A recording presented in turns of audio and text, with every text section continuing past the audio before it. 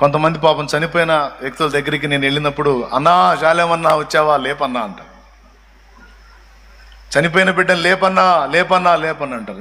నేను లేపుదును దేవుడు పర్మిషన్ ఇస్తే, కానీ నేను లేపుడు సెక్షన్ మొదలు పెట్టాను అనుకో, దేవుడు తన్నుడు సెక్షన్ మొదలు పెడతాడు. ఎవడు చెప్పాడు నీకు ఈ పని అని? దేవునికి స్తోత్రం. అద్భుతాలు ఎందుకు జరిగినాయి మరి? చనిపోయిన వారిని కూడా లేపారు. ఎందుకు అంటే కొన్ని కారణాలను బట్టి దేవుడు వాటిని జరిగించాడు. వాటిలో మొట్టమొదటి కారణం, తానెవరో వాళ్ళకి అర్థం కావాలి, తాను ఏం చెబుతున్నాడో వారికి అర్థం కావాలి. అంతేకాదు, వారు మారు మనస్సు పొందాలి. ప్రకటించబడుతున్నటువంటి సువార్త దైవికమైనది, అధికారమైనది. సాక్షాత్తు దేవుడే దీన్ని ప్రకటింపజేస్తున్నాడనే సంకేతం అందరికి అర్థం కావడానికి దేవుడు ఏం చేశాడంటే సువార్త ప్రకటనకు అద్భుతాలు, సూచక్రియలు, మహత్కార్యాలను జోడించాడు. సత్యం ప్రకటించబడతా ఉంటుంది. ఇది సత్యమని ప్రజలు నమ్మునట్లు కొన్ని కార్యాలు, సూచక్రియలను మామూలుగా అయితే నమ్మరుగా. మనోళ్ళు మామూలుగా నమ్మరుగా. వాళ్ళకి అద్భుతాలు కావాలి, రుజువులు కావాలి. కాబట్టి ప్రకటింపబడుతున్నది దైవ వాక్యమే, దేవుని సత్యమే అనే సంకేతం అందరికి అర్థం కావడానికి కొన్ని అద్భుతాలు, సూచక్రియలు, మహత్కార్యాలను దేవుడు వాడుకొని ఆయా ప్రదేశాల్లో తన వాక్కుని ప్రకటింప సెలవిచ్చాడు.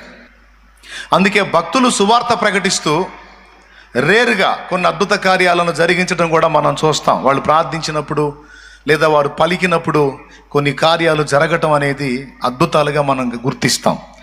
ఎందుకోసం అంటే, ఇదిగో ఇతడు దేవుని చేత ఎంపిక చేయబడ్డాడు, ఎంపిక చేయబడినటువంటి వారు, వీరు ప్రకటిస్తున్న సత్యాన్ని మీరు గుర్తించండి అనడానికి, కొన్నిసార్లు వాక్యాన్ని కూడా స్థిరపరచడానికి దేవుడు అద్భుతాలు వాడుకున్నట్టు మార్కు సువార్త చివరి అధ్యాయము చివరి వచనం సాక్ష్యం ఇస్తుంది.